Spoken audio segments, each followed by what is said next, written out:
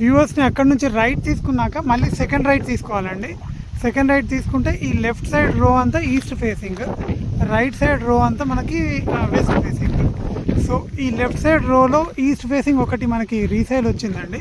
Border plot అయితే ఏం కాదు, మనకి సైజ్ వచ్చి 36x50 ఉంటుందండి.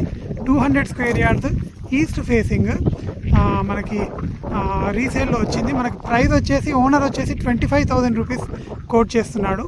ఇది బెస్ట్ ప్రైస్ అండి మనము చుట్టుపక్కల ప్రైజెస్తో కంపేర్ చేసుకుంటే.